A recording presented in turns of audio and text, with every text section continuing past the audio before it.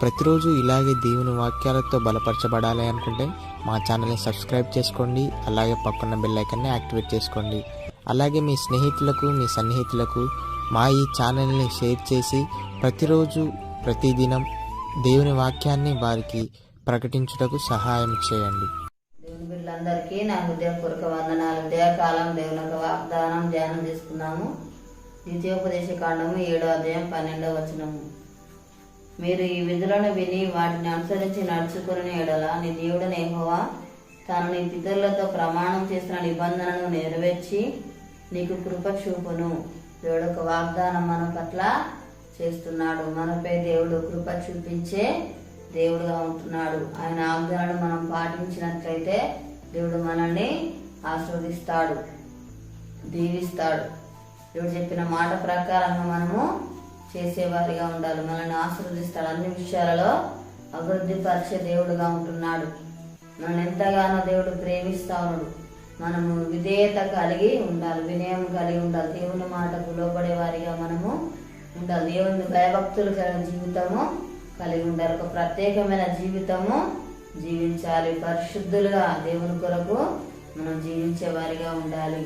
ఆయన దీర్ఘశాంతుడుగా ఉంటున్నాడు, బహుబలం కలిగిన వాడుగా ఉంటున్నాడు, సామర్థ్యం గలవాడుగా ఉంటున్నాడు. మన జీవితాలలో దేవుడు గొప్ప కార్యములు జరిగిస్తాడు, ఆశ్చర్య కార్యాలు జరిగిస్తాడు, అద్భుత కార్యాలు జరిగిస్తాడు. ఆయన అంతే నమ్మదగిన దేవుడుగా ఉంటున్నాడు. మనం దేవుని మీద ఆధారపడే వారిగా ఉండాలి, దేవుని ఆశ్రయించే వారిగా ఉండాలి, దేవుని చూసేవారిగా మనము ఉండాలి, దేవుని సల మొరపెట్టే వారిగా మనం ఉండాలి. అప్పుడే మన జీవితాల దేవుడు గొప్ప కార్యములు జరిగిస్తాడు.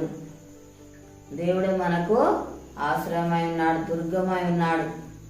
దేవుడే మనకు స్వాస్థ్యము అనుగ్రహిస్తాడు, నెమ్మది దయచేస్తాడు, క్షేమాన్ని మనకు అనుగ్రహిస్తాడు, సమృద్ధిని దేవుడు మన జీవితాల్లో అనుగ్రహిస్తాడు. మనకు తోడుగా ఉండి నడిపించే దేవుడుగా ఉంటున్నాడు. మనకు మేలు చేస్తాడు, సహాయము చేస్తాడు, మనకు కావాల్సిన ఇవులన్నీ కూడా అనుగ్రహిస్తాడు. మన అక్కర్లన్నీ కూడా దేవుడు తీరుస్తాడు. మనల్ని పోషించే దేవుడుగా ఉంటున్నాడు. మనల్ని సంరక్షిస్తాడు, భద్రపరుస్తాడు, అనుక్షణం కూడా కాపాడే దేవుడుగా ఉంటున్నాడు. అన్ని విషయాల్లో దేవుడు మనల్ని వర్ధిల్ల చేస్తాడు, ఆశీర్వదిస్తాడు. ప్రార్థన చేసుకుందాము. స్తోత్రం తండ్రి, పరిశుద్ధుడా, గొప్ప దేవానికి వందనాలు ప్రభా.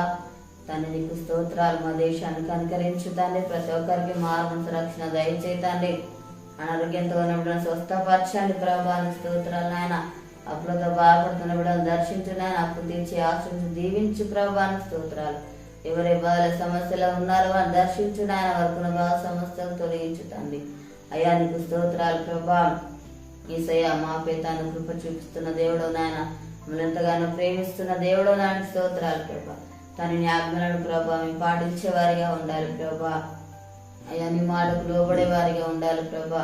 మళ్ళీ వినయం విధేయత దయచేయి ప్రభా. నీకు స్తోత్రాలు. ఎందు వ్యక్తుల జీవితం దయచే ప్రభా. అయా ఒక ప్రత్యేకమైన జీవితాన్ని జీవించాలి తండ్రి. పరిశుద్ధ జీవితం జీవించడానికి సహాయం చేయండి.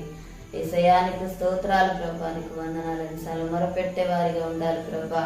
అయా నీకు స్తోత్రాలు. నీ మీద ఆధారపడే వారిగా ఉంటూ సహాయం చేయి ప్రభా. నీకు స్తోత్రాలు తండ్రి. నీకు వందనాలు ప్రభా. మాకు తోడు నడిపించి వాడవుతాను. నీకు స్తోత్రాలు.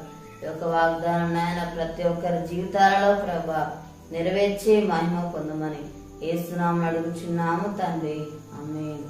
ఈ ఉదయకాల వాగ్దానం ఎత్తిపట్టి ప్రార్థన దేవుడు అరితిగా అన్ని విషయాల్లో మనల్ని అభివృద్ధి పరుస్తాడు. పుట్టినరోజు జరుపుకున్న వారికి, పెళ్ళి జరుపుకున్న వారికి నా హృదయపూర్వక శుభాకాంక్షలు తెలియజేస్తున్నాను. దేవుడు మిమ్మల్ని దీవించుగాక. ఆమేన్.